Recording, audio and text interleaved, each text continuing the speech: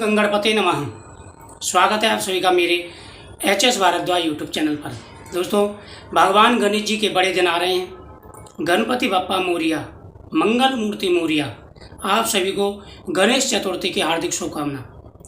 भगवान गणेश जी के ये 10 दिन बड़े ही उत्साहपूर्वक रहते हैं। भक्त इस दिन का बड़ा बेसब्री से इंतजार करते हैं और जैसे उनको तिथि का पता चलता है कि इस दिन गणेश जी की स्थापना होगी, भगवान गणेश जी के दिन आ रहे हैं, तो लोगों के चेहरे पर खुशी आ जाती है। क्योंकि पहले ये त्यौहार महाराष्ट्र बम्बई में मनता था, लेकिन अब पूरे विश्व में मनता है क्योंकि सभी लोगों की मनोकामना पूरी हो रही है। भगवान गणेश जी सभी के विघ्नों को दूर कर रहे हैं। जो व्यक्ति सच्चे मन से भगवान गणेश जी की आराधना करते हैं, स्थापना करते हैं, उनके घर में प्रत्येक जो भी परेशानियां हैं दूर हो रही हैं और उनके घर में हर प्रकार का सुख और सुविधाएं आ रही हैं। बुद्धि, शक्ति, क्षमा, धन, संतान, वैभव, सुख, शांति, हर प्रकार की सुख सुविधाएं भगवान गणेश जी देते हैं जो सच्चे मन से भगवान गणेश जी की आराधना करते हैं। इस बार यह पर्व 31 अगस्त से प्रारंभ हो रहा है। अब मैं आपको शुभ मुहूर्त व स्थापना की विधि संपूर्ण जानकारी विस्तार से दे रहा हूं, ध्यान से सुनो। 31 अगस्त को बुधवार है और बुधवार भगवान गणेश जी का वार है, तो इस बार बहुत बड़ा योग बन रहा है। अमृत योग, रवि योग, बहुत बड़े योग बन रहे हैं, शुक्ल योग। तो 31 तारीख को बुधवार को दोपहर के 3:23 तक चतुर्थी तिथि रहेगी और यह तिथि 30 तारीख को दोपहर के 3:34 से प्रारंभ हो जाएगी। तो आपके लिए जो समय है वह है 3:23 से पहले आपको गणेश जी की स्थापना कर लेनी है, क्योंकि प्रथम दिन पर ही गणेश जी की स्थापना की जाती है। इस दिन बुधवार है, चित्रा नक्षत्र है और साथ ही शुक्ल योग है, जो बहुत ही बड़े योग कहे जाते हैं। सबसे पहला जो मुहूर्त रहेगा, शुभ मुहूर्त है, जो लाभ घड़ी का रहेगा, वह रहेगा 6:10 से लेकर के 7:44 तक। यह पहला मुहूर्त है। इस शुभ मुहूर्त में आप गणेश जी की स्थापना कर सकते हैं। दूसरा जो मुहूर्त रहेगा वो अमृत सिद्धि का रहेगा, वह 7:44 से लेकर के 9:18 तक का मुहूर्त रहेगा।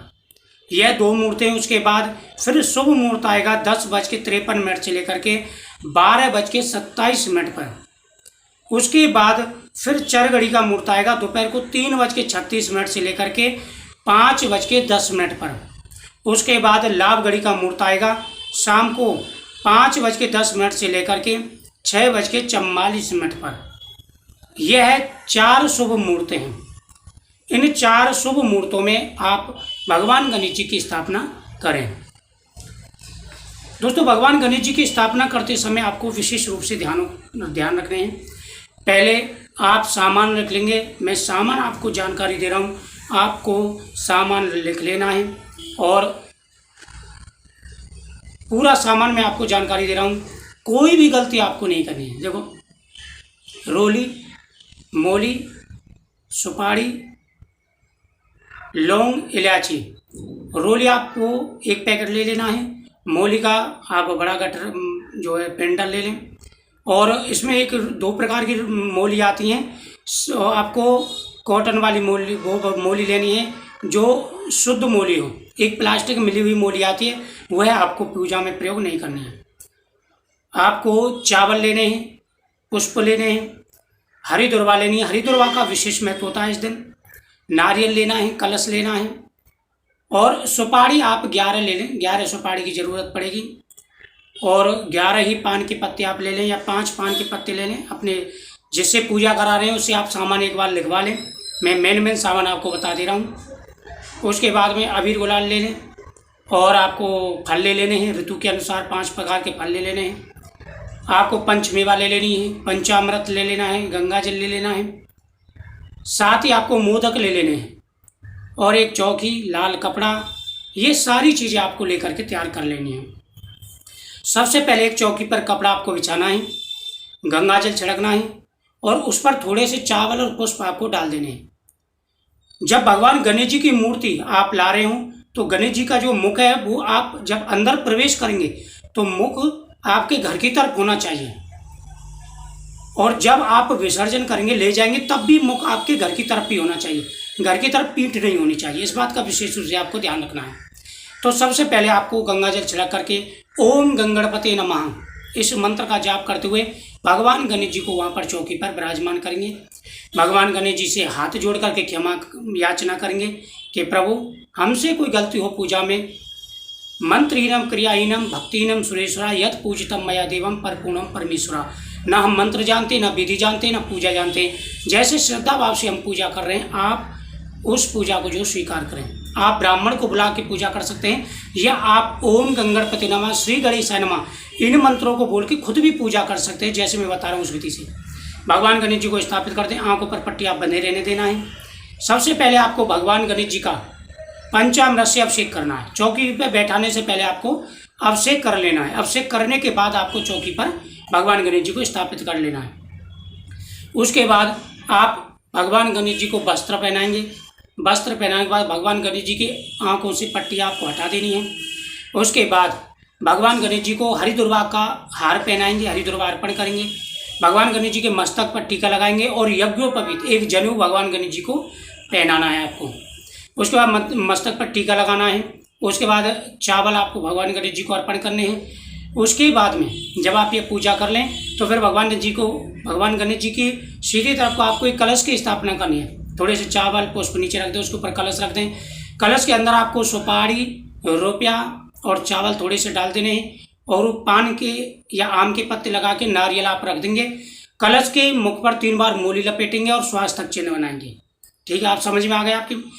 ओम गंगणपते नमः एक दंताय विद्महे वक्रतुंडाय धीमहि तन्नो दन्ति प्रचोदयात् मंत्रों का लगातार जाप करते रहना है।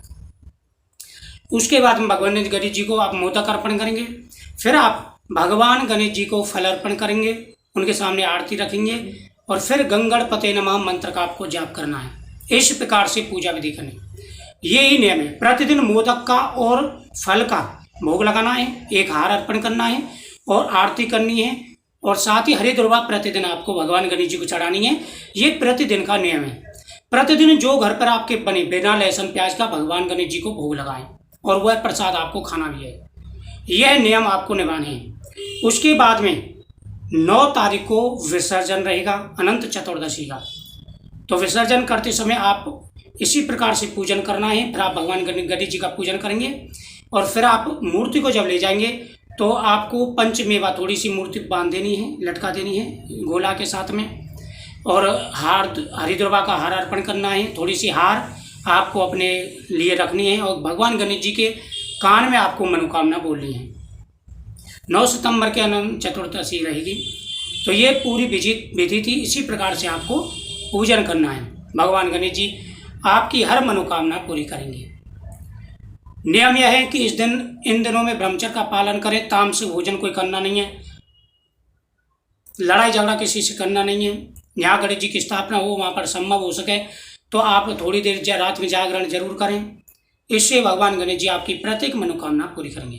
दोस्तों, आपके मन में कोई सवाल हो तो आप कमेंट जरूर करें। अभी बहुत सारी वीडियो गणेश चतुर्थी से संबंधित आप तक प्राप्त होंगी।